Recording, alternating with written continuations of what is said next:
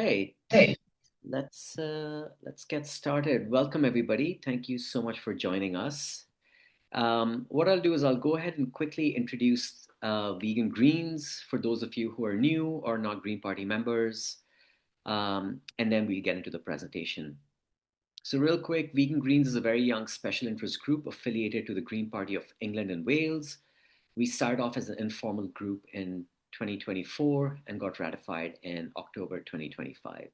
We're an intersectional group which believes that prejudice against any marginalized, exploited, oppressed, subjugated, silenced, or harmed group by a more powerful one is wrong. We are all inherently equal, and no life is worth more or less than another. Our aim is to advocate for vegans' rights, both within the Green Party and outside, to work with our elected leaders at the local and national level to pass vegan-friendly policies, and finally expand the party's support base by appealing to both vegans and vegan-curious individuals. And we would like Vegan Greens to be their political home. This is our second Vegan for January campaign. And this year we've got 18 non-vegans who have taken the pledge to go vegan for the month of January. And our aim is to work with each of these 18 participants and help them on their journey.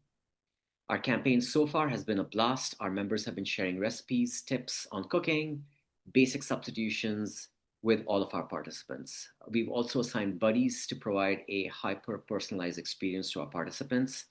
And I think I can say this on behalf of all the Vegan Greens, that we are extremely, extremely proud of our participants and that we will continue to support them to the best of our abilities. So if you're a member of the Green Party and can help spread the word, we'll put some links into the chat. Please feel free to share those in your local Green Party networks. We're also doing something new this time. As part of the campaign, we're raising funds for 3 charities this month. So we'll put the link in the chat below. Please take a look at the charities. Donate to all 3 if you have the means to do so. No amount is too small or too big. And again, just use your full name when you make the donation, because what we'll do is we'll enter you into a raffle draw at the end of this month. All right, on to today's event. Before I introduce Emily Angus, I'd like to thank Dr. Shireen Kassam, who's the founder of the Plant-Based Health Professionals, for making the introduction. And of course, Emily for jumping on the opportunity to share her experience with all of us. Emily Angus works as a dietitian at the Vegan Society. She uses her clinical experience and research skills to promote veganism and its health benefits. And she's dedicated to empowering individuals to align their dietary choices with their ethical principles. A few housekeeping rules, folks, before we get started. Please formulate your questions so that there's no guesswork involved for Megan Tinsley, who's going to be moderating the chat today. Also, please keep the chat focused on questions for Emily, and then Megan will collate them and keep them ready for Emily towards the end of the presentation. So without further ado, Emily, over to you. Thanks so much. And yeah, thank you everyone for being here to share in this event with us. It's really great to come and talk to you all to give you some sort of practical tips and a little bit of background on vegan nutrition. If you're thinking of trying Veganuary, or if you just like a bit of a refresh on some principles and new ideas to incorporate into your vegan diet. So just making sure there we go. So what are we going to cover in this session? So we're going to have a really quick kind of overview of what actually is a vegan diet. I know there's a lot of different terms that are thrown around in terms of plant-based, vegan, all the other new terms that are coming up as well. A kind of whistle-stop tour of what a balanced vegan diet looks like. And then we're kind of going to go into some practical ideas. So talking about shopping essentials, what my shopping list looks like, thinking about meal planning, what the kind of essentials are nutritionally, and the things that maybe you can get a little bit excited about cooking and experimenting with different foods as you go through this January. We're going to have links to some recipes, kind of share ideas there as well. And we're going to have a little bit of time doing some discussion on things that people might find are barriers to them sticking with a vegan diet in Veganuary and beyond. And also a little bit of myth busting about those common beliefs that are held about vegan diets that we are going to delve into the science of a little bit and kind of, yeah, just do a little bit of myth busting around that. My name's Emily. I can't change my screen name on Zoom for some reason, but it's Emily Angus. I am the senior dietitian for the Vegan Society. My background is in working as an NHS dietitian, so specialising kind of in renal and also research dietetics before I took on this role a couple of years ago. I've personally been vegetarian for a couple of decades now, and vegan since 2018, and that was motivated by a stance on animal rights and animal welfare. But the health benefits are most certainly a bonus to this lifestyle choice as well. In my spare time, I love to go to the gym. I love weightlifting. And as I was saying earlier, my kind of professional personal crossover is vegan sports nutrition and particularly busting myths about where we get our protein from. So, what is a vegan diet? A vegan diet is one that excludes all animal products. So that includes products such as honey. So basically anything that is produced by an animal. And this is usually an ethical focused decision. And as we can kind of see from the definition of veganism that I've just popped here for you guys, that it's a philosophy and way of living that seeks to exclude, as far as practical and possible, exploitation of and cruelty to animals for food or any other purpose. So as I mentioned in dietary terms, that's the practice of dispensing with all products derived from animals.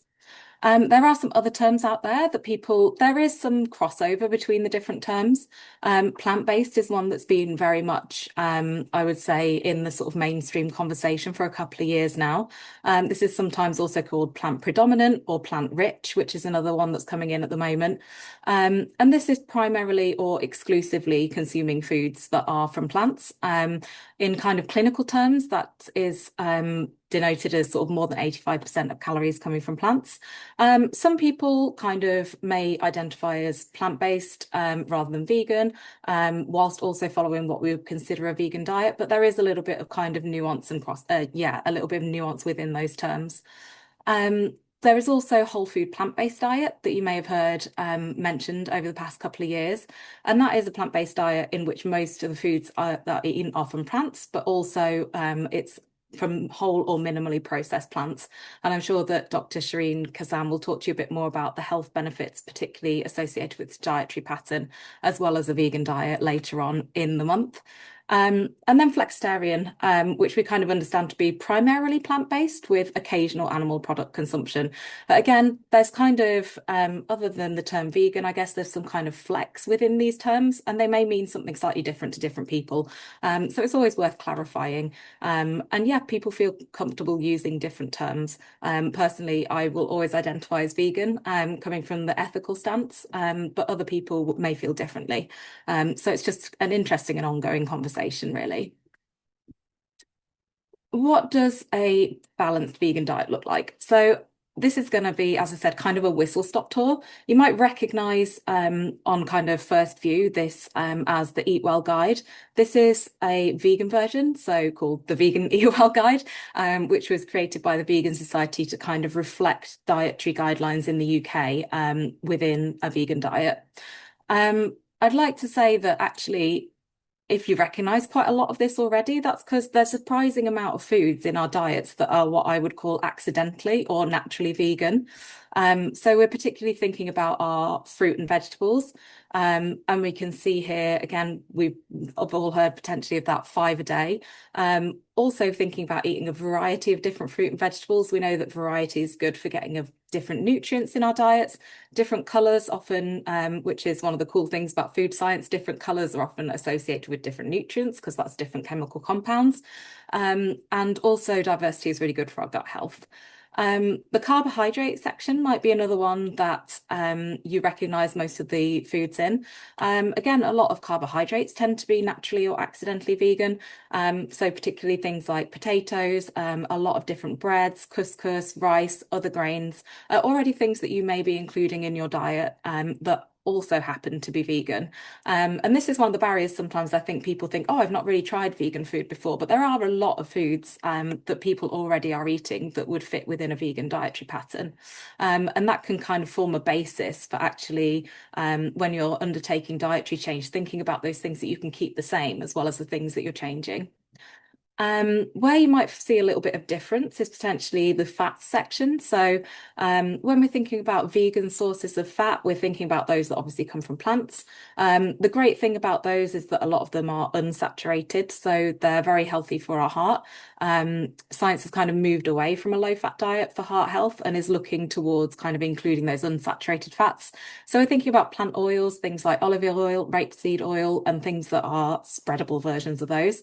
There's also some whole foods that actually contain fat already. So things like avocados, olives, nuts and seeds that can be a great addition to add some of that heart healthy fat into our diets. Um, the other section, the protein section, we will come around to the where do you get your protein from later, but this is kind of a little insight into that. There are a lot of vegan proteins, both in terms of, I think sometimes people think about the more manufactured products, and we'll talk a little bit more about the conversation around processed foods later. But the staples in terms of protein for a vegan diet, I would say are often sort of those beans and pulses. Again, these are probably things that you might be including in your diet, even if it's on an occasional basis, but they'll be familiar foods. Nuts and seeds, and things like tofu, tempeh, and seitan, which are really rich protein sources in vegan diets as well. So there's a good variety of plant proteins out there, even though some of these might be things that you're including less frequently in your diet if you are making that dietary change towards vegan initially. Um, Another section here is the calcium section. I'm going to kind of pootle over to the micronutrients when talking about this. So in the standard Eat Well guide, this is the section labeled dairy and alternatives. So in the vegan Eat Well guide, it's just considered sources of calcium. It brings us nicely onto our micronutrients section, thinking that calcium is another one of those things that's really important to include in dietary planning. There are plenty of good vegan sources of calcium. A lot of them are from fortified products. So we're thinking about our plant-based milk alternatives, our yogurt alternatives, and other things such as calcium set tofu, which is a really easy hack that I quite enjoy for getting calcium in our diets as well as protein. And yeah, so some tofus are set with calcium sulfate or other firming agents that will contain the word calcium in their name. So that's a useful thing to look at when you're shopping. Kind of flip over the pack of tofu and see if in the ingredients list somewhere there's calcium listed. That's a really easy way of getting some vegan calcium into your diet. Some other micronutrients that I'm just going to kind of mention as we're going through this, which I like to call kind of micronutrients of consideration. So they're things that are available on a vegan diet, but that you just might need to plan in a little bit more. Often people will take a supplement to meet those needs. I personally do take a supplement, as well as eating fortified foods, because I don't see a downside to kind of doing the belt and braces approach. Our bodies generally can process vitamins and minerals very effectively. And particularly with things like vitamin B12, it's not possible to get too much of it. So I personally go for the belt and braces approach. So these micronutrients that we're thinking about are vitamin B12, which is really important for kind of our brain and nervous system function. Vitamin D, which is the sunshine vitamin that we definitely don't get enough of in the UK, and actually something that is recommended that everyone in the UK is supplementing through the autumn and winter months. Another couple of lesser known micronutrients that you might need to consider on a vegan diet are selenium and iodine. Iodine can sometimes be found in seaweed, but the amounts are very, very variable. It's also found in fortified products. So if you're getting a fortified plant milk, as well as providing you with calcium, that's often now fortified with iodine, also B12, lots of other nutrients. So again, there's a lot of foods that kind of double up on different nutrients or triple up on different nutrients, and fortified plant milk is one of those. Selenium can be found in foods such as Brazil nuts, small amounts in sunflower seeds, sesame seeds, brown rice. But actually, the content very much depends on the soil quality in which it's grown. And we know that our soils in the UK can be a little bit nutrient depleted. So it's important to also ensure a regular source of selenium, and supplementation is considered the most reliable way of doing that. Um, Thinking about omega-3, which is kind of goes underneath the fat section a little bit. Omega-3 you might traditionally think is associated with kind of fish. Actually, there are plant sources of omega-3 as well. And it's important to try and include a couple of these, 1 to 2 portions of these a day in your diet. So the kind of hard hitters here are chia seeds, linseeds, shelled hemp seeds, and walnuts. I personally really like chia seeds and linseeds. I feel like they're really easy to throw in things like smoothies, overnight oats. They're also loading you up with some fiber. You might have seen, I feel like I've seen a lot more information about chia seeds online recently, along with the kind of fiber maxing trend that's going on at the moment. But chia seeds are also an excellent source of fiber. So these are just additional things to consider when you're planning your meals. Um, And what does putting together a balanced meal actually look like? I feel like sometimes creating a balanced meal feels quite intimidating. Um, and I kind of feel, and it may be the nutrition scientist in me, that it feels kind of like a process of addition, or a process of kind of, yeah, some kind of mathematical process. Not in the tracking, but just in the kind of simplicity that there's like 4 key things to think about. And in each meal, just considering where your source of each of these is coming from. So you'll see that these have also been reflected in the Eat Well guide. I'm starting off with carbohydrates. I think carbohydrates often get a bad reputation. Carbohydrates are actually our brains and our body's preferred source of energy. So they can really help with kind of, yeah, making sure that we're fueled, making sure that our bodies are able to, and particularly our brain has like that steady source of glucose through the day to function. So we're looking at our things like our rice, pasta, bread, noodles, oats, potatoes, other grains. And this is something that, as I mentioned previously, you might already be including in your meals and will be familiar foods to you. So not something that necessarily would need changing. Um, the next one is protein. So again, I would say that the kind of main proteins that I use and the ones that are maybe staples within a vegan diet are tofu and tempeh, which are both soybean based. I feel like tempeh was quite fringe and quite niche for a while, but I know that quite a lot of brands have been coming out with tempeh. I like to use it as just kind of an alternative protein source. I eat a lot of tofu, but tempeh is kind of, it still contains whole soya beans. It's a fermented product. It's potentially got gut health benefits, and it just has this kind of nutty flavor. It's a little bit firmer. You can kind of use it to add a bit of bite to recipes, and it's really good for making vegan bacon. So tempeh is something that I like to use as well as tofu, although they're both soya based. Seitan again, I've seen a little bit more availability of in supermarkets. It's based on wheat protein. And is a really, really dense source of protein. So these are some of the things that I'm thinking about adding into my meals when I'm trying to create a balanced and satisfying meal.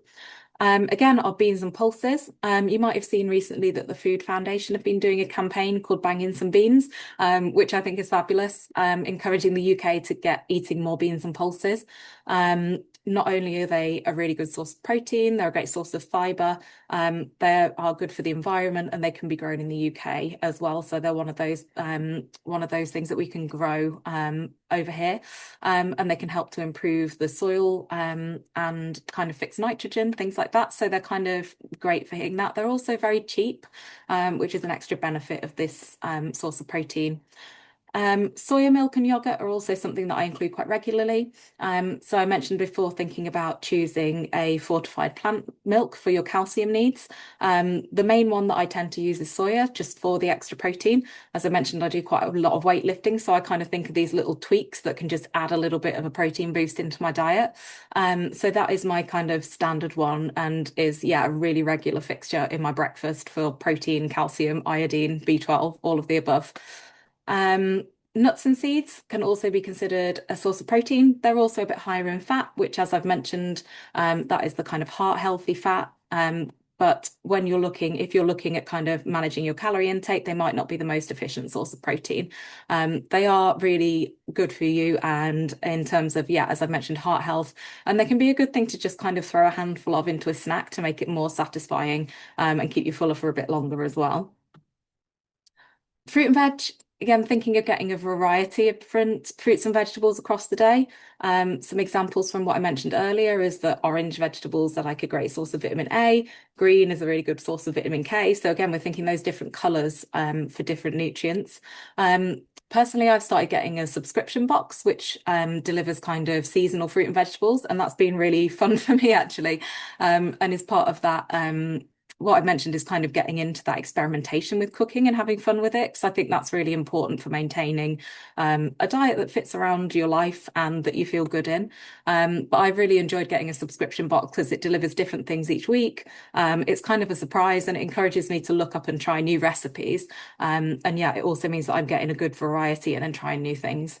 Generally, I say when you're putting a meal together, it's good to aim for sort of two portions of fruit and veg. That means that across the day, you're kind of more easily spreading out that five a day, and making sure that, again, you're kind of getting that balance and that fiber in your meal. I've kind of added this very blank looking pie chart up here, just to give you an idea that in general, we say that carbohydrates should probably cover about a quarter to a third of your plate. Protein, again, about a quarter to a third, and fruit and vegetables, about a third to half, depending on what your goals are in terms of maintaining your weight, building muscle, fueling activity, or weight loss. So this is kind of a broad guide, but it can help sometimes just to visualize that when you're putting a plate together. Adding on to that, thinking about our healthy fats. So it's good to include a source of these with your meals, as well as kind of giving you that heart healthy benefit and kind of adding that flavor and satisfaction to meals as well. They do help us to absorb several different vitamins. So they help us to absorb our fat soluble vitamins. So actually, sometimes people say, oh, I only like salad if I have some oil or some drizzle on it. Absolutely fine. That's a great way of getting in your vegetables, and that dressing is actually helping you with that absorption of those nutrients. As I mentioned before, things like avocado, olives, nuts and seeds, and their butters can be another good way of getting some healthy fat into meals. So I tend to stick to what I call like the big four when planning a meal. And then I also like to do a little bit of what I call additive nutrition, which is kind of just boosting and thinking about health as in what we can add in rather than what we're necessarily taking away. I find that quite a flexible and positive approach to nutrition for me, and it helps me to build healthy and satisfying meals. So, for example, if I'm balancing out my plate, I might then add something like hemp parmesan. So maybe blended up some hemp seeds with some nutritional yeast, giving me some extra B12 and omega-3. Again, chia seeds, giving you that omega-3 and fiber. Nutritional yeast. If you've not bought or tried nutritional yeast before, I would say that's one of my trying vegan big hits. It's a very versatile thing to use, and I'll talk a bit more about that in recipes as we go through. And again, fortified plant milk. Soya milk fits into that protein section, but any of the other ones, oat milk is another one that I will always use in coffee just because that's what I prefer. But any kind of fortified plant milk is going to be giving you those extra micronutrients. So yeah, a little bit of additive nutrition is my favorite way to kind of think about yeah, a healthy balanced diet. Coming around to swaps, so I'm going to talk a little bit more about those protein swaps that we've gone into so far. When you're thinking about trying a vegan diet, I think some of the ways to start that make it a bit less intimidating are A, thinking of those foods that are again naturally or accidentally vegan, and keeping in those staples. And then thinking about things that you might want to swap out directly in recipes. So it's a lot of fun to try new recipes and experiment with new things. If you're anything like me, I get a cookery book and I think I'm going to try all of these, and I will generally try a couple. So I think keep it realistic in terms of trying new recipes. Generally, I will try and get maybe one in rotation per week, and then the others are kind of like familiar, repeatable meals. I feel like that takes off a little bit of the load of that kind of shopping, planning, cooking prep. Again, I'm quite lucky to enjoy cooking, but I know it can feel like a bit of a chore for people. So having those kind of repeatable favorites is important in kind of, yeah, just feeling like it's not taking up too much space and time. So swapping ingredients in your usual meals can be a really good way of going about this. So some easy swaps. I've actually been slow cooking a bolognese over the last couple of days. So instead of beef mince, I've used a mix of lentils and soya mince. I personally like a combination of both because I think that gives you the variety of textures and yeah, it just pulls the flavor profile together. That's a great substitute for things like chili and bolognese. If you're somebody that's previously put a lot of chicken in recipes, tempeh is a great kind of alternative. TVP chunks, this is a bit old school vegan, but they're kind of dried soya mix that you can get in big bags.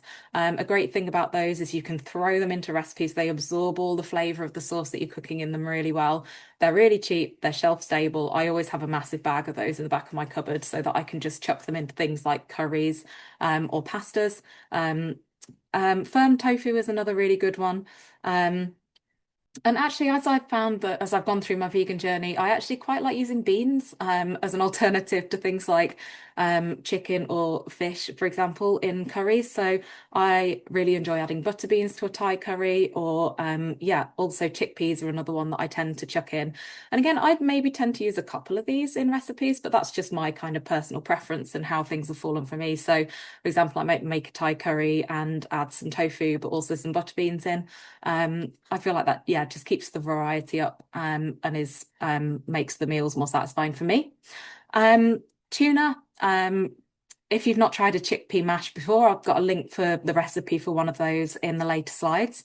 But it's all about the seasoning, I think, adding that kind of lemon, dill pickles, adding some vegan mayo in, maybe a little bit of seaweed, kind of gives you that different flavors that you're looking at from maybe a tuna sandwich.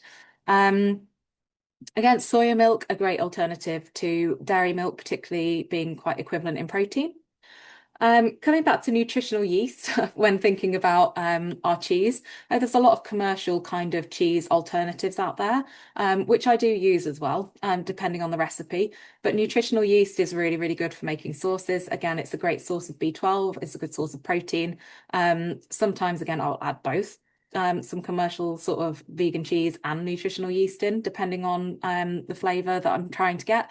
So playing around with those can be a really fun way of working out what works for you. And I would advise if you're trying a vegan cheese alternatives, try a few different ones.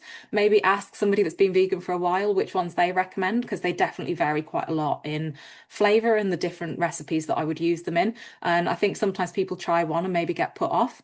But there's definitely a really wide variety of vegan cheeses available there. So I would encourage people to try a few different ones.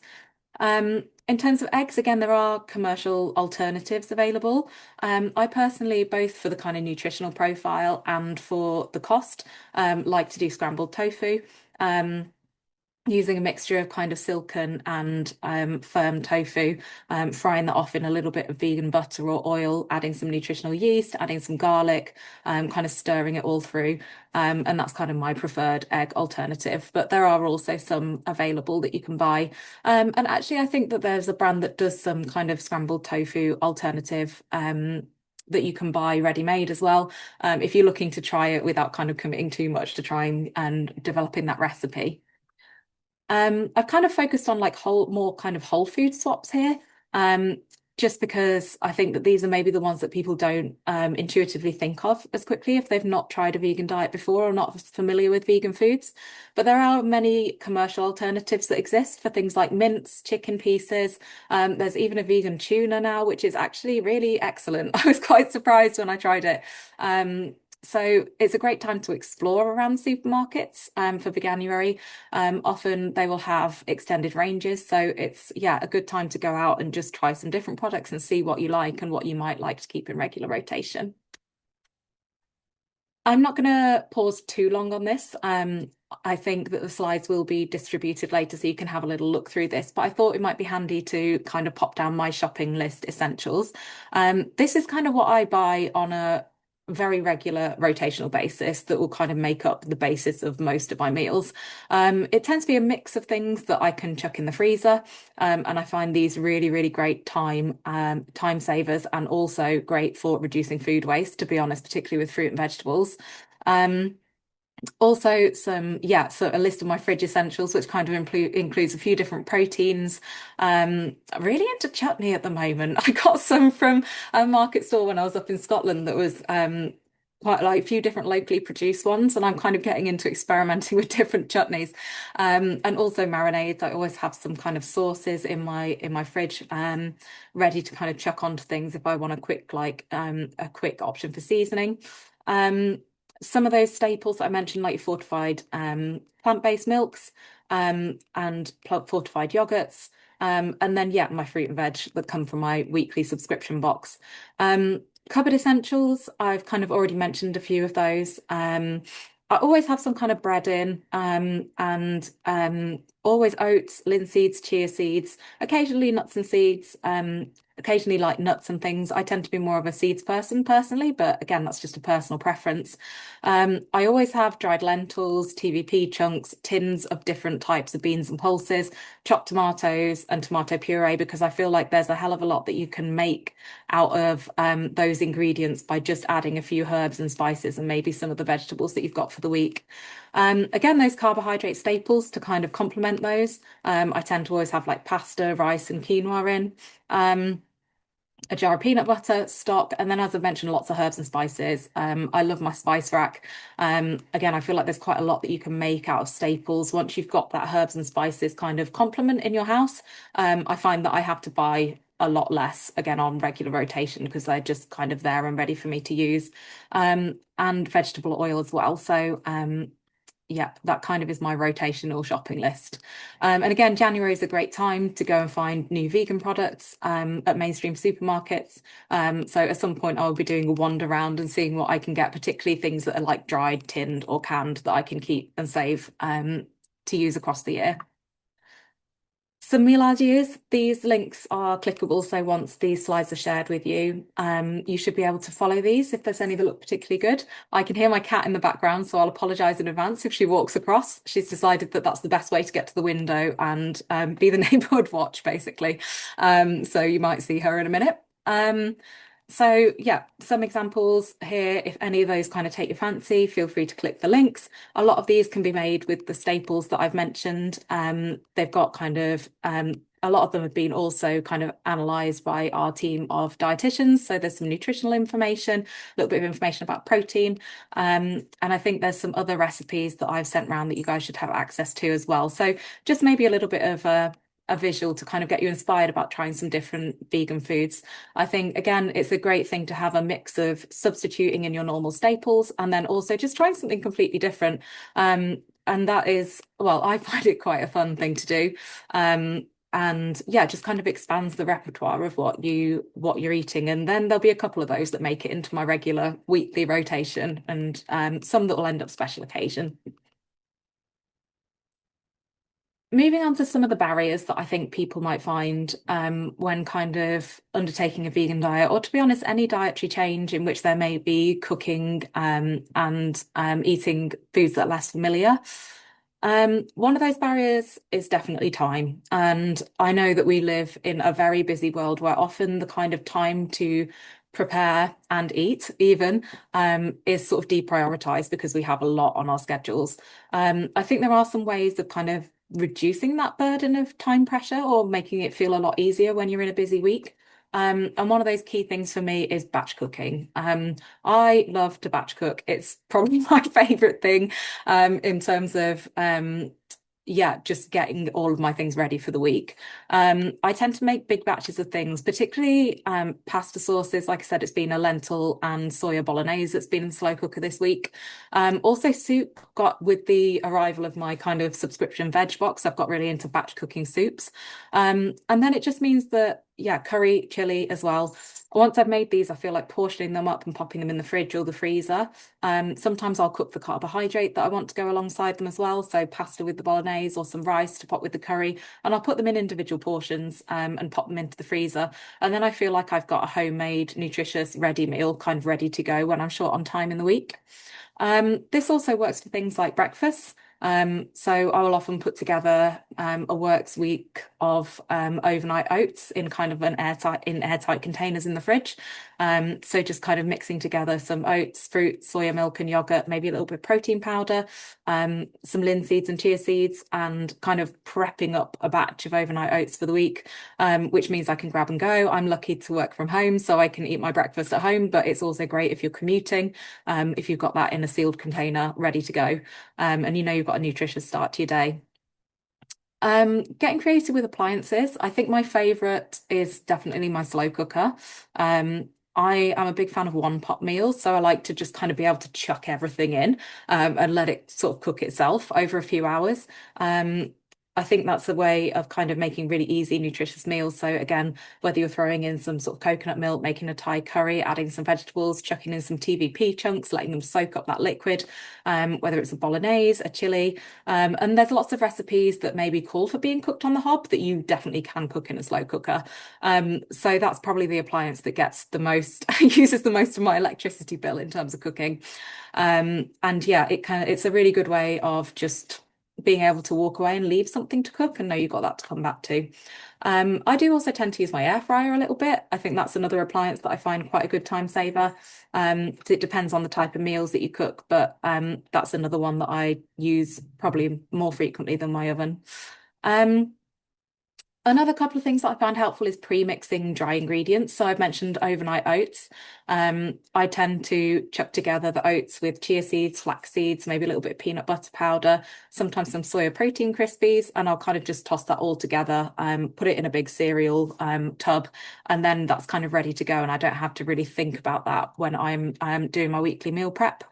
Um, and the other thing that I find really useful is keeping a really handy stock of freezer boosters. So, particularly, I'll also always have frozen edamame, peas, maybe some green beans, some sweet corn that I can just throw into recipes for those kind of quick nutritional boosts. Again, it kind of reduces food waste for me as well. I don't have to worry quite so much about what's in my fridge, when do I need to eat it, putting that time pressure on, which sometimes I think we can feel when we've got a lot of fresh food ready to cook. So yeah, takes off the pressure and allows me to add that quick nutrition. You can throw a lot of the vegetables in. So for example, if you're cooking pasta straight into the water as well, again, just one of those time saving hacks. And yeah, have a go with it. Some of them might not work, but yeah, just try a few different ones, see what works for you. You're the one that knows your lifestyle best and what might support you. Again, frozen fruit is just as nutritious as fresh, same with the vegetables, and can be so easily chucked into smoothies or overnight oats. So that's another thing that saves me quite a bit of time. And again, maybe stress of trying to use all of my fresh produce up. Another barrier that comes up quite a bit with thinking about vegan diets is cost. There is definitely an idea still that vegan diets are more expensive. I would say that this isn't the case. Based on the research that we have, vegan diets tend to come out about sort of 20 to 40% cheaper than what researchers are looking at as a standard Western diet or healthy omnivorous diet. And that's often because actually the protein sources are a lot cheaper on vegan diets. So things like our beans and pulses, um, our lentils, particularly tofu as well, are pretty cost effective. And here you can see kind of one of the cost comparisons we've done as part of our campaign Live Vegan for Less, that shows you the cost of different vegan proteins versus meat and other animal products. And as you can see, there's some that are actually extraordinarily cheap. Again, my favorite dry split red lentils, chuck them into anything, shelf stable, just bang them in the cupboard. They're there for when you need them and very, very cheap. Um, Tinned beans and pulses. If you buy the dried beans and pulses, they are even cheaper, although it's a little bit more prep. So it depends on your kind of cost versus time analysis for yourself. Um, Obviously, the novel vegan products, so maybe things like new meat replacements, kind of the more artisan vegan cheeses, the ready meals, treats, so things like vegan ice cream, which I am a fan of, can be a little bit more costly, and sometimes it can feel like there's a vegan tax on them compared to some of the um, versions that contain animal products. But yeah, staples are actually very cheap. So for me, it's kind of finding a mixture of those staple products and then those things that I think of as a more occasional purchase. So yeah, the kind of newer meat replacements and the fancy products I really like to try. I kind of like to try everything once. Just to see what they've come up with and what the texture and taste is like. I think the technology with that has come a really long way over the last few years. So it's kind of exciting to try those new products, but it can definitely add up in terms of cost if I'm doing it regularly. So I like to keep to my kind of staple shopping list and then maybe add a couple of things in to try each week that are maybe a little bit different and a bit new, particularly with everyone's Veganuary ranges out at the moment. So yeah, building meals around cost-effective staples, beans, pulses, pasta, rice and oats. If you can bulk buy, particularly with tinned and dried food, that can save money. And again, it's really shelf stable and kind of there when you need it. Frozen fruit and vegetables often tend to be cheaper and they're just as nutritious. Batch cooking can help to save money as well as time. Supermarket own brands, there's some really, really good vegan alternatives that supermarkets have in their own brand ranges now. I think this fortified soya milk that I buy is 59p per litre, which is absolutely amazing. And they're coming out with more and more of those kind of staples in own brand ranges as well. I'd also say it's worth exploring the world food section of the supermarket. Often they will be products such as tofu, and other kind of grains, pulses, that are actually cheaper than they are even in the rest of the supermarket. And also, I like to go and, if I have the opportunity and the time, to go and buy from kind of the local supermarkets near me. So we've got kind of like an Asian grocery supermarket, West African supermarket, and often the kind of staple vegan products may be cheaper there as well, particularly things like tofu and kimchi. Actually, I'll always go to the local one for kimchi. It's so much cheaper. Another barrier that people report is maybe feeling hungry on a vegan diet. And as somebody that gets hangry, I definitely relate to not wanting to have that experience. Um, and I would say that actually vegan diets, particularly if you're basing your diet around whole and minimally processed plant foods, are less energy dense than maybe an omnivorous diet that you're used to. And that actually you may need to eat a higher volume of food to meet your energy needs. This is okay. I think sometimes people are a little bit concerned or a bit reticent to do that, just because I think we get a little bit of sometimes anxiety around what portion sizes are supposed to be or should look like. But actually, that may be that you need to be eating a higher volume of food to actually meet your needs, particularly if you're an active individual, but just in general. So considering whether you're actually eating enough is really important. Um, Other things is making sure you're eating enough carbohydrates. I think people have previously asked me in my about my vegan diet, like, how are you not hungry? And I say, don't be afraid of adding carbohydrates. I said hashtag justice for carbs. I feel like they get a bad rap, but actually they're really important for energy and satiety, particularly if you're choosing kind of whole grain varieties. That additional fiber can help with fullness as well as kind of regulating that energy release over the next few hours after a meal. Prioritizing a regular meal and snack for me pattern is really important. Again, I think food can sometimes be a bit deprioritized when we're really busy. But for me, it's really important to prioritize sitting down and having that regular meal pattern, and taking the time and space for that in my day. Um, Including those proteins and fats with each meal, as well as fiber, can also help to kind of increase the satisfaction of that meal. I think particularly with adding some fat, I think that for me can really help increase the satiety, but also, yeah, the satisfaction and the enjoyment that I actually have eating the meal. And I think hunger can be both physical and mental, and it's really important to build not just kind of a nutritious meal, but also something that's satisfying and that sounds good for you to eat at that moment. So playing around with what that looks like to you can be really helpful as well. What does my diet look like? So it's a curated version of my diet, but I thought it might be helpful just to give a little kind of window into it. Again, I won't go through the details of each of these. You'll be able to read through these when you get the slides later. But the priorities for me, as someone that doesn't like to be hungry and does quite a lot of activity, wants to prioritize kind of consistent energy, being able to go to the gym, being able to run, being able to perform, being able to kind of build muscle, is a regular eating pattern. Focusing on higher protein choices. That won't be something that everyone feels that they need to do. Kind of thinking about that as a particular goal, but it's something that I do. Always including carbs, fiber, and honoring cravings is really important. I would say that I generally tend to end my day with something sweet. Every day, and I don't mean dried fruit when I say that. I mean maybe some vegan chocolate or a scoop of vegan ice cream. I feel like that really helps me have a realistic, satisfying diet that actually honors my cravings as well. So just thinking about a few different meals that I've made recently. Again, it's kind of a lot of batch cooking, a lot of kind of pairing those carbohydrate staples with a protein source, some fruit and vegetables, and then kind of boosting. You might be able to see a tiny little sprinkle of that hemp parmesan that I mentioned on the pasta dish over there.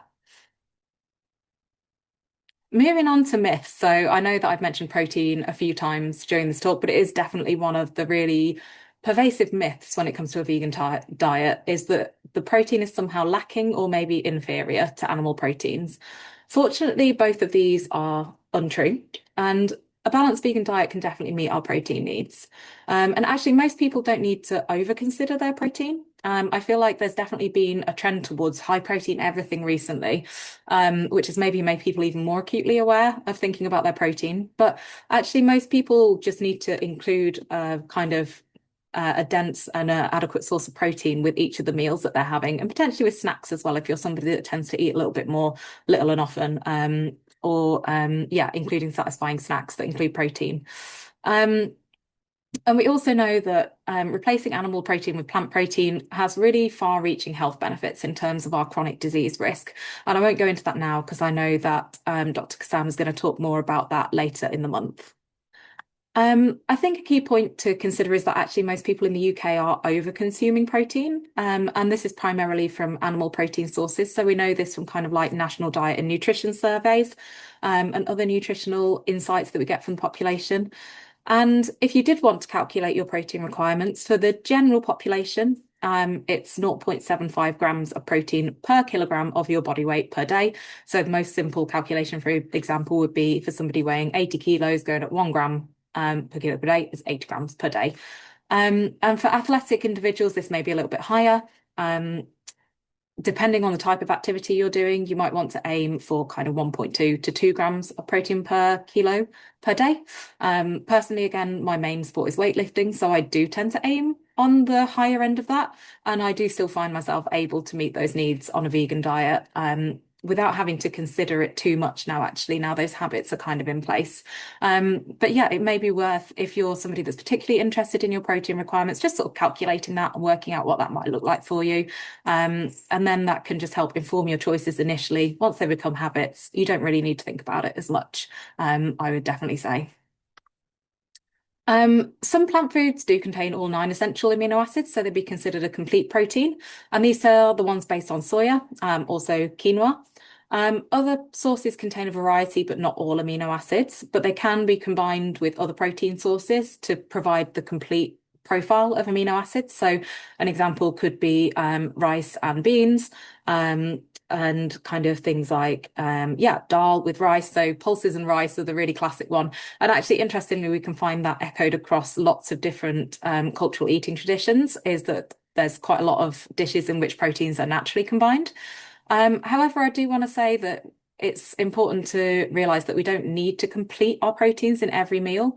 It's a bit of outdated nutritional science, and now we know that our bodies do circulate a pool of amino acids, so the building blocks of protein over kind of 24 to 48 hours.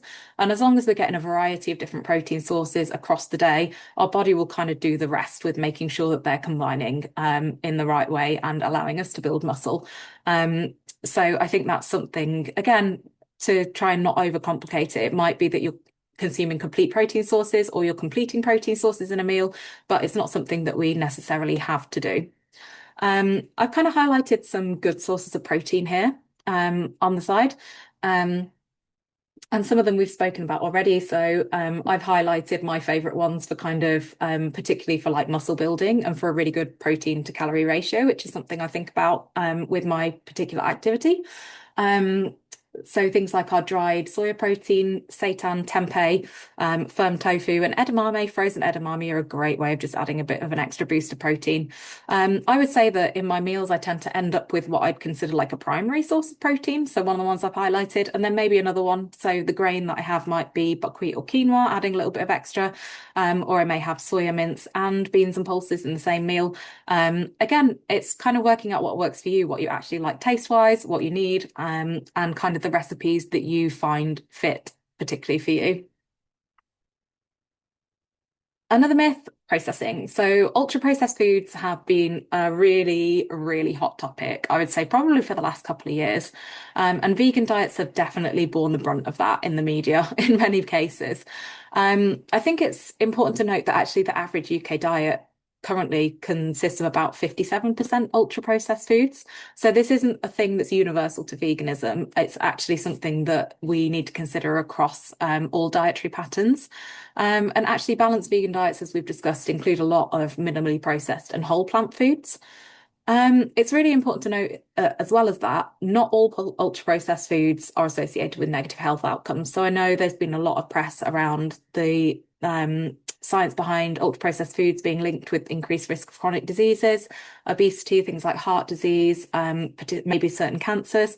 But actually, the issue is that they tend to be lumped into one category, whereas actually ultra processed foods represent a really wide variety of different foods with a variety of nutritional profiles. And when we kind of pick out those individual categories, we start seeing different health effects for different ultra processed foods. So, for example, whole grain bread and fortified cereals, particularly whole grain ones, have been actually found to reduce the risk of some chronic diseases. Long-term studies have found that kind of plant-based milk alternatives are not associated with an increased risk of chronic disease, despite being sometimes in the ultra-processed category. And the same is said for plant-based meat alternatives that are not associated with long-term risk of disease. And then the ones that are consistently detrimental in studies are actually those that contain processed meat and sugar sweetened drinks. Those are the ones that are most consistently linked with increased risk of long-term health conditions and are not either not relevant to a vegan diet or kind of one of the things that we should be considering across all dietary patterns. I wanted to highlight that there's been a recent study, so thinking about plant-based meat alternatives. Again, these get quite an unfair rap in the media. Often they're a very, very small percentage of the ultra processed foods that are looked at in a study. So the outcomes kind of get lumped together, but they're not necessarily reflective of plant-based meat alternatives. There's been a really large review or meta-analysis recently that found that eating these alternatives, even when they're ultra processed, is better for our long-term sort of cardiometabolic health. So thinking about our maybe heart disease, thinking about the risk of stroke, thinking about the risk of diabetes, than eating meat. And this goes even when we're comparing what might be considered an ultra-processed plant-based meat alternative with an unprocessed meat product. So that's interesting and emerging research that I'm hoping will bring a little bit more nuance to the ultra-processed debate as we move forward. Again, I think it's really important to recognize that many types of processing also benefit our health. So processing can add micronutrients into food, so fortification, which is something that we can use to kind of help improve the health of population groups. They can also improve shelf stability and food safety. And actually, processing does make a wider variety of foods more accessible and affordable to people. So there are some benefits to processing as well. Again, I think that there will be more nuance coming out in the debate, hopefully as we move forward and the science comes out. Another myth is the nutrient availability of vegan food. So sometimes it's argued that plant-based food is inferior to animal foods because their nutrients are less available, which is generally a little bit misleading. I think particularly with the kind of, I find there's a lot of polarizing views in nutrition online, particularly with maybe there's a bit of a pitting of kind of carnivore versus whole food plant-based online. And there can be a lot of extreme kind of statements made potentially about bioavailability of plant-based foods that I'm kind of finding more common. Nutrient availability can be a bit lower in plant foods because the plant cell walls can kind of wall off some of the nutrients. And there are some compounds found in plant foods that are sometimes termed anti-nutrients, which I think isn't quite the correct term for them, but they can reduce the absorption of some vitamins and minerals. The chemical differences between plant and animal versions of nutrients, so heme versus non-heme iron, for example, can also affect absorption. But we do know that actually, eating 100% plant-based diet can meet our nutritional needs. So we are obviously getting those nutrients. We can also kind of tweak things. So for example, we generally would recommend that vegans aim on the slightly higher end of the protein recommendations for the general population. So our kind of 1 gram per kilo rather than 0.75. So we can take into account that bioavailability. Anti-nutrients are definitely put across as a bigger problem than they are. They're generally present in quite small amounts and they don't cancel out the micronutrients that we're getting from those foods. They can also have beneficial effects in themselves, which is why I don't really like the term anti-nutrients, because I think they're more accurate description would maybe be plant compounds. So regular consumption of certain anti-nutrients can reduce the risk of cardiometabolic disease. And actually fiber consumption, so we're thinking about plant cell walls, but actually fiber consumption is really, really important to prevent diseases, extend lifespan, and improve our gut health. So actually those plant cell walls are creating kind of food for our microbiome, food for our gut bacteria, and our colon is kind of able to have that symbiotic relationship with our microbiome.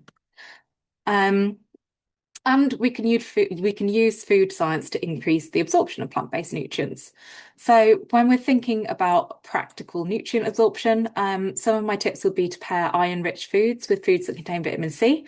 So we're thinking about our leafy green vegetables, our beans and pulses that are really good sources of iron, maybe pairing them with citrus fruits, squeeze of lemon, a little bit of lime, stir fry with bell peppers, a glass of orange juice. That can increase iron absorption by up to 6 times.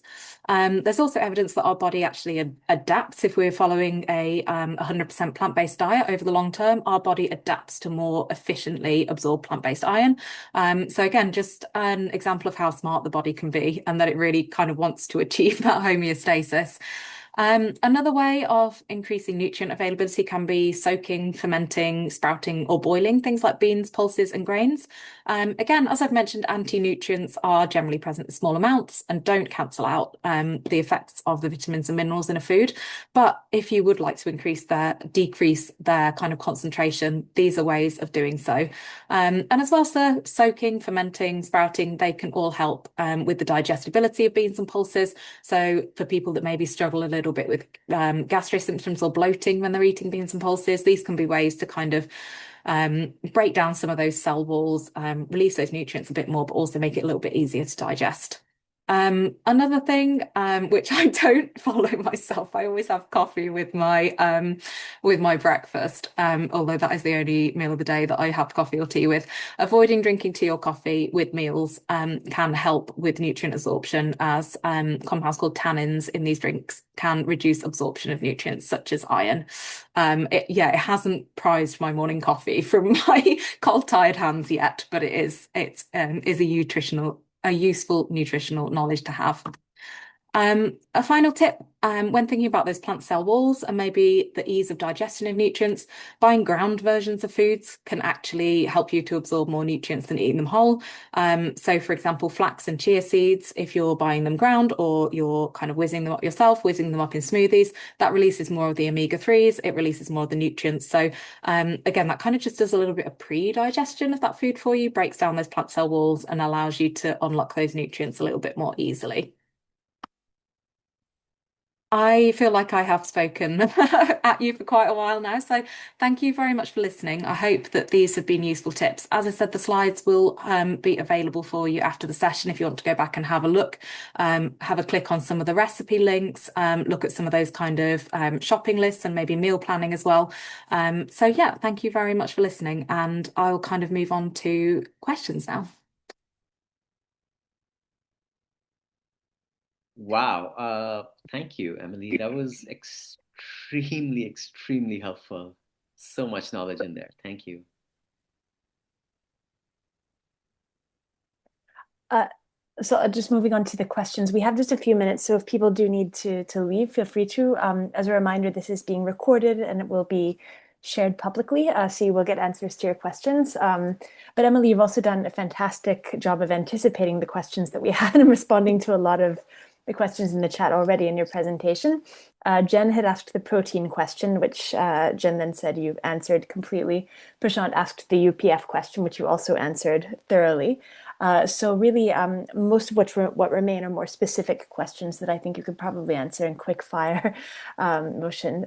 So I will just pose you those and feel free to answer as I post them. So first, Marilyn asks, is there a problem with lectins in a vegan diet causing digestive issues, such as legumes, grains, etc.?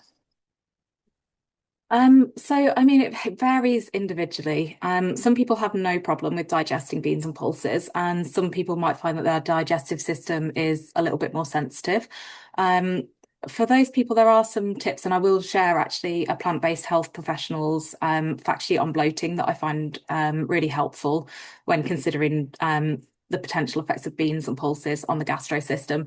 But things like soaking, boiling your beans and pulses, sprouting can reduce those lectin concentrations if you are someone that's particularly sensitive. If you don't notice that you have symptoms with beans and pulses, then I wouldn't worry about them. Lectins can be considered an anti-nutrient, but again, as we kind of covered, there are some benefits to consuming what people call anti-nutrients, and they're not cancelling out the benefit of the micronutrients that you're getting in that food. So it's individually guided. But yeah, I'll share a little bit of information about cooking beans and pulses to reduce bloating if that's an issue you struggle with. It might also be worth mentioning that sometimes when people swap to a vegan diet, they can find that they get bloating and change to their kind of like gastrointestinal habits initially. That is normal when you're increasing your fiber intake, and it's often temporary. Again, for some people, they might find they're a bit more sensitive long term. But if you're kind of having an initial reaction that includes maybe a little bit more bloating, a bit more frequent bowel habits, that might be your body's kind of adjustment to the influx of fiber. And it's not something to worry about in the short term. Okay, great. Thank you. The next question is from Eve, and she asks, is cold pressed rapeseed oil good to cook with? It works well. Yeah. I mean, one of the things that it might do is have a bit of a lower smoke point. So you might want to cook a little bit on a slightly lower heat, just to avoid it kind of evaporating, and kind of burning. But yeah, it can be good to cook with. I really like rapeseed oil. The two that I cook with are rapeseed and olive. Olive kind of for the flavor and because I feel like it brings that flavor to dishes. And rapeseed is a really good source of omega-3. So actually, if you're regularly using rapeseed oil, you're getting that good source of omega-3 in your diet as well. Okay, great. Thank you. Patricia asks, could vegans have a vitamin K deficiency? It's very rare, basically. It tends to only happen if there's an underlying metabolic issue. We do say that it's good to try and eat one serving of leafy green vegetables daily because those are our kind of vitamin K rich foods. But yeah, it's very, very rare and tends to be related to a medical condition rather than a dietary deficiency. Okay, great. Thank you. Eve asked, and then there was some discussion and debate within the chat about whether it's dangerous to get too much protein. It can be. As a previous renal dietitian, definitely if you're eating a very large amount of protein, it can put pressure on your kidneys over time. And there may be some potential links with kind of increasing blood pressure. I will say that it is animal protein that tends to have those impacts. So we don't find in the literature the same impact with plant protein, and it's likely just because of the kind of the nutrients that come along with that. So when we're eating plant protein, it tends to come in a package with fiber, maybe unsaturated fats, additional plant compounds that have beneficial effects on our long-term health. And when we're eating protein, maybe as part of meat particularly, but also dairy, that tends to have a more acidic effect on our bodies. It also tends to come with things like saturated fat potentially. And then that can increase the potential stress on the kidneys or the vascular system. So basically, yes, you can eat too much protein. And it is animal protein that we are seeing to be a bit more cautious within the literature. But I would be wary of eating huge amounts of protein. From any source. I mean, I think when we're looking at the upper end of kind of 2 grams per kilo per day for muscle building, there's not much evidence that our bodies are going to use more than that efficiently. And if you're eating much more protein than that, it's often pushing out other nutrients in our diet. So you might not be eating as much fat or carbohydrates, and it can lead to dietary imbalances. So I'd say on a balanced vegan diet where you're not it's very, very difficult to overshoot on protein to that extent. And if you're eating more protein, it's less likely to have that long-term impact, potentially chronic disease-wise. But yeah, I would always err on the caution with kind of mega doses of any nutrient, basically, because it tends to push other nutrients out of our diet and might have those detrimental impacts. Okay, thank you. That's helpful. That does settle the debate in the chat. There were just two more quick questions, both of which probably have yes or no answers. As a follow-up to the UPF question, Prashant asked, is seitan, particularly seitan made from organic vital wheat gluten, considered a UPF? Um, This is a very nuanced conversation. And I feel like even when there's been studies when experts have been asked to define what is a UPF and what isn't, there is some debate and some discrepancy into how that's defined. I would say in that instance, no. I mean, it's quite tricky to avoid what we would consider ultra processing in products where they've kind of been factory manufactured. Particularly if you're using though organic vital wheat gluten and you're kind of making things from scratch, that definitely wouldn't be considered ultra processed. I would consider it a processed but not ultra processed food personally, but again, expert opinions do vary even in the literature. Great, thank you. The final question is from Matt, who asks, do fruit teas or ginger teas contain tannins? And I suppose that's a follow-up to the shocking information that you shared about tea and coffee meals.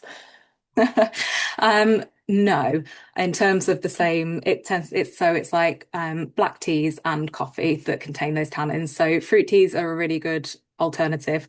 And herbal teas can actually it may have additional health benefits as well. There's kind of some research looking at different herbal teas and potentially inflammation. And while we don't know that's 100% linked to chronic disease, we know that including kind of more herbs, spices, those kind of things in our diets can be beneficial. So carry on with the fruit tea. Again, it's not going to prime my black coffee from me in the morning, but it's something to consider. That's reassuring. Thank you. Thank you so much. You've given very thorough answers to all of the questions that were posed by attendees. And thank you once again for sharing your slides as well. That might prompt follow-up thoughts and questions from attendees. Yeah, no problem. And if anyone would like any sort of additional support or has any other questions, then you can get in contact with me. I'll pop my, mine and our other dietitian, Amber's email in the chat. So if you've got any specific nutritional queries, any concerns maybe relating to how a vegan diet might cross over with a health condition that you have, do feel free to get in touch with us. Or even if you'd just like some kind of directing to other resources, I know that the VeGn Greens are doing a lot of support and again, sort of resource, providing you with resources and information. But if there's anything additional that you're looking for that you haven't found yet, do feel free to get in touch with us and I will, drop our email in the chat now.